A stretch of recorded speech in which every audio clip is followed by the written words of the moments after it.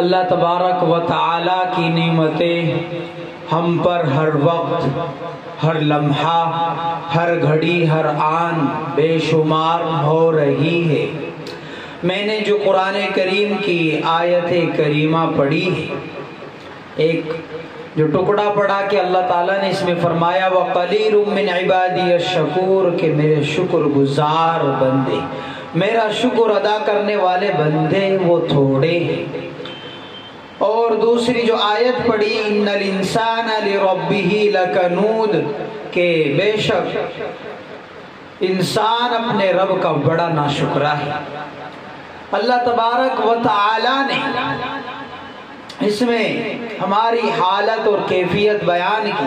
کہ ہم پر ہر وقت، ہر لمحہ، ہر گھڑی، ہر پل اتنی نعمتیں ہو رہی ہیں تو شکر ادا کرنا چاہیے ہمیں،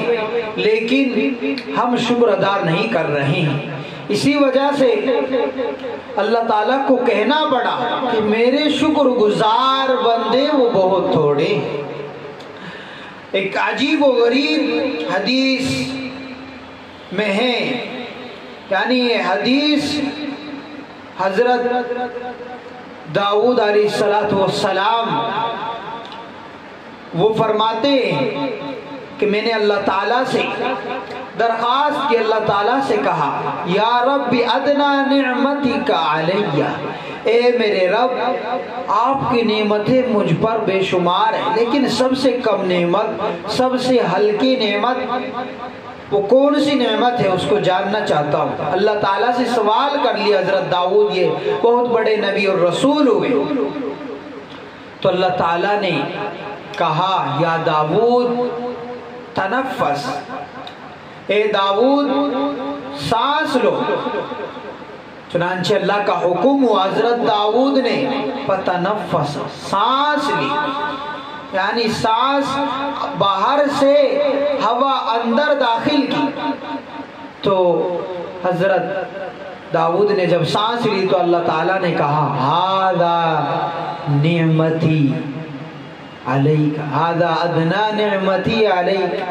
کہ یہ میری سب سے کم درجے کی نعمت ہے۔ یعنی ہم جو سانس لیتے ہیں تو سانس لینا یہ الگ نعمت ہے، اور پھر اس سانس جو ہم نے لی ہے اس کو باہر نکالنا تو یہ الگ نعمت ہے۔ اور دن اور رات میں 24 گھنٹے میں امام ابن قیم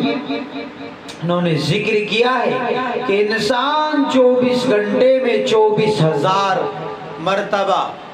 اللہ تعالیٰ 24,000 مرتبہ سانس لیتا ہے۔ تو آپ دیکھیے کہ صرف سانس کی اتنی بڑی نعمت کہ 24,000 مرتبہ 24 گھنٹے میں ہم لے رہے ہیں صرف سانس، اور یہ یعنی یہ ایک نعمت سانس صرف 24,000 مرتبہ اس کو لے رہا ہے، اور پھر اس کو نکالنا یہ الگ نعمت۔ گویا کہ سانس ہی کہ ہماری اتنی بڑی نعمت ہے ہم پر اللہ تعالیٰ کی، تو ہم اور شکر نعمت پر ہمیں شکر ادا کرنا چاہیے۔ تو اگر ہم صرف سانس لینے پر جو کہ 24,000 مرتبہ 24 گھنٹے میں انسان لیتا ہے تو 24,000 نعمتوں صرف سانس لینے کی ہوئی، تو جس کا تقاضا یہ ہوا کہ ہم 24,000 مرتبہ صرف سانس لینے پر اللہ کا شکر ادا کریں، اور شکر ادا کرنے کا سب سے کم درجہ اور اس کا طریقہ یہ کہ انسان زبان سے کہے الحمدللہ، اللہ تعالیٰ کا شکر ہے، تمام تعریف اللہ کے لیے۔ تو کم درجہ ہے زبان سے شکر ادا کرے، زبان کے علاوہ جسم سے اور دلی قلبی طور پر، لیکن یہ سب سے کم درجہ اس کو کہا گیا کہ زبان سے تو کم سے کم کہے انسان الحمدللہ۔ تو آپ دیکھیے کہ ہم 24,000 جو نعمتیں صرف سانس لینے کی ہم پر ہو رہی ہے، اللہ کی رحمت ہو رہی ہے کہ اگر ہم سانس لے لی، اگر ہم نے جو سانس لی باہر سے وہ اندر ہی رہ جائے تو انسان زندہ نہیں رہ سکتا، یا اندر جو سانس گئی ہے اس کو باہر نہ نکال باہر کرے، اس کو باہر نہ نکالے تو تو پھر بھی زندہ نہیں رہ سکتا، اس کے لیے زندہ رہنا دشوار اور مشکل ہو جائے گا۔ اسی لیے اللہ تعالیٰ کو کہنا پڑا کہ صرف میرے شکر گزار بندے وہ بہت کم ہیں، تھوڑے ہیں، یعنی صرف سانس کی ہم پر اتنی نعمتیں ہیں، سانس لینے ہی کی، اس کے علاوہ اتنی نعمتیں کہ تو خود اللہ نے فرما دیا وَإِن تَعُدُّوا نِعْمَةَ اللَّهِ لَا تُحْصُوهَا، کہ اگر اللہ کی نعمتوں کو تم شمار کرنا چاہو، گننا چاہو تو گن نہیں سکتے، شمار نہیں کر سکتے، محسوس بھی ہم نہیں کر پاتے اللہ کی اتنی نعمتیں ہم پر ہو رہی ہے، ہمیں ان کا ادراک اور احساس تک نہیں ہے۔ تو اس لیے میرے محترم بزرگوں اور دوستو، ہمیں اللہ تعالیٰ کی طرف سے اتنی نعمتیں ہم پر ہو رہی ہے تو ان نعمتوں کا ہم پر شکر ادا کرنا ضروری ہے۔ انسان جو اپنے آپ کو اتنا زیادہ طاقتور اور اتنا زیادہ اکڑ اس کے اندر ہے کہ یہ بعض مرتبہ اپنے سامنے کسی کو کچھ نہیں سمجھتا، جبکہ انسان کمزور بھی واقع ہوا ہے، یہ خود خالق حیات، خالق زندگی، ہم سب کا خالق و مالک، آقا و مولا اللہ تعالی نے فرمایا خلق الانسان ضعیفا، انسان کمزور واقع ہوا، کتنا کمزور کہ ایک چیونٹی وہ انسان سے زیادہ طاقتور ہے۔ وہ کیسے؟ وہ ایسے کہ ایک چیونٹی اپنے سے کئی گنا نہیں، کئی 100 گنا اپنے سے زیادہ وزن اٹھا لیتی ہے۔ بلکہ امام حضرت مولانا مناظر حسن گیلانی رحمت اللہ علیہ نے تو فرمایا کہ ایک چیونٹی اپنے سے 1300 گنا زیادہ وزن اٹھا لیتی ہے، اور انسان اپنے سے ڈبل۔ انسان کا وزن عمومی طور پر 60، 65، 50 یا اس کے بعض کا اس سے کم یا بعض کا اس سے زیادہ 100 تک، یا بعض کا اور کسی کا اس سے بھی زیادہ۔ تو انسان اپنے سے ڈبل وزن بھی اٹھانا اس کے لیے مشکل ہو جاتا ہے، اور ادھر چیونٹی جس کا وزن گرام میں بھی مشکل ہی پہنچ پائے گا، ورنہ تو ملی گرام تک ہی بات چلی جائے گی، وہ اپنے سے 1300 گنا تک کا وزن اٹھا لیتی ہے۔ اور یہ ہم اپنی آنکھوں سے دیکھتے بھی ہے کہ ایک چیونٹی جس کا وجود کچھ بھی نہیں، اور وہ ایسے جانور جو خوراک بناتی ہے جو اپنے سے ڈبل یا اس کے علاوہ اس کو کھینچے لے جاتی ہے اپنے بل کے اندر، اپنے بل تک۔ تو اس لیے انسان کو اکڑ اور اس کا تکبر اور یہ کہ اس کی میں اس پر کسی بھی طرح درست نہیں ہے۔ خود انسان تو اللہ تعالیٰ نے کہا کہ ہم نے جو اتنی ساری مخلوقات پیدا کی اس میں غور و فکر کرو، اور خود حضور صلی اللہ علیہ وسلم نے بھی فرمایا کہ اللہ کی نشانیوں میں غور کرو۔ تو ہمیں اللہ تعالیٰ کی نشانیوں میں غور کرتے رہنا چاہیے تاکہ ہمارا ایمان بڑھے، ہمیں اللہ تعالیٰ کی نشانیوں میں غور کرنے کے نتیجے میں اللہ کی محبت بھی بڑھے۔ خود انسان اپنے اندر غور و فکر کرے کہ انسان ہم منی کے قطرے سے بنے، کہ جس سے انسان گر کرتا ہے، اور اللہ تعالیٰ نے ہمیں کتنی اچھی شکل و صورت اور بلکہ ہمیں اشرف المخلوقات کا درجہ دے دیا۔ تو انسان کو اشرف المخلوقات کا درجہ دیا گیا، لیکن اس کے باوجود وہ اللہ تعالیٰ کی بندگی، اللہ کی اطاعت، اللہ کی فرما برداری اور اللہ تعالیٰ کی نعمتوں کی شکر گزاری نہیں کرتا، بلکہ وہ ہر وقت ناشکری ہی اور اللہ تعالیٰ کی نافرمانی اور اللہ تعالیٰ کی بغاوت پہ اترا ہوا ہے۔ آج آپ دیکھ لیجئے اپنے گھر کا، اپنی سوسائٹی کا، اپنے معاشرے کا، اپنے ارد گرد کا جائزہ لے لیجئے کہ انسان کس طریقے سے بغاوت پہ اترا ہوا ہے، کہ وہ انسان جو کمزور بھی واقع ہوا اور جس کو اپنے انجام کی، اپنے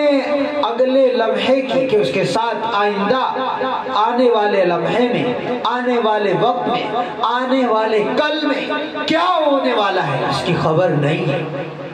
کہ انسان اپنے ارادوں کو پورا نہیں کر سکتا، اور باتیں اور اس کی انا اور تکبر اور نافرمانی وہ کس درجے تک اترا ہوا ہے کہ ساری مخلوقات وہ اللہ تعالیٰ کی اطاعت میں لگی ہوئی ہے، اور انسان جو اپنے آپ کو اشرف المخلوقات بھی سمجھتا ہے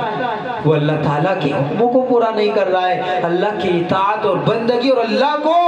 مان رہا ہے، صرف اگر مان رہا ہے تو کہنے کی حد تک مان رہا ہے، لیکن اللہ کی نہیں مان رہا ہے، من مانی کر رہا ہے، اپنی مان رہا ہے، شیطان کی اور طاغوت کی اور نفس کی غلامی ہو رہی ہے، کی باتیں مان رہا ہے، ذہنی طور پر دیوالیہ پن ہو چکا ہے، اس کے احساسات، اس کے خیالات وہ سب غیر ایمانی، غیر اسلامی، وہ سب غیروں کا طریقہ ہو چکا ہے۔ اس لیے ہم سب کو ضرورت ہے کہ ہم سب اللہ تعالیٰ کی طرف رجوع کریں، اللہ تعالیٰ سے لو لگائے، اللہ کا شکر ادا کریں۔ بات بات پر کیا جاتا ہے، یہ تو وقتی بات ہے کہ ہمارا کاروبار، ہماری طبیعت اور کوئی پریشانی ایسی آ گئی کہ انسان پریشان ہو جاتا ہے، چونکہ انسان جیسا کہ اللہ نے خود فرمایا کہ ایک چھوٹی سی پریشانی اس کے لیے ایک بڑی پریشانی بن جاتی ہے۔ انسان سونا چاہتا ہے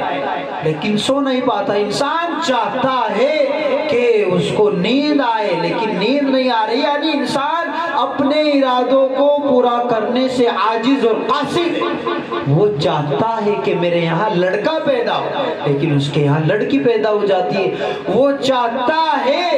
کہ میرا فلاں کام ایسا ہو جائے لیکن نہیں ہو پاتا، وہ چاہتا ہے کہ مجھے صبح سویرے اٹھنا ہے لیکن نہیں اٹھ پاتا، تو انسان اپنے ارادوں کو پورا نہیں کر پاتا، تو اس کے لیے زیب نہیں ہے، اس کے لیے درست نہیں ہے کہ وہ اللہ تعالیٰ کی نافرمانی کرے۔ اللہ تعالیٰ کے اوپر اتنی نعمتیں، اتنے احسانات کہ انسان اللہ تعالیٰ کی بندگی میں ہر وقت لگا رہے، اتنے احسانات ہے کہ ہر پیدا ہونے سے لے کر مرنے تک سجدے میں پڑا رہے، اس کی پیشانی سجدے میں لگی رہے، تب بھی اللہ کے احسانات کا بدلہ ادا نہیں ہو سکتا۔ تو اس لیے انسان اپنے اوقات کو اور اپنی مقصد تخلیق کو ہر وقت پیش نظر اور ملحوظ رہے کہ میں کس لیے آیا دنیا میں، آیا صرف کھانا کمانا اور بس یہ کہ مر جانا، اسی لیے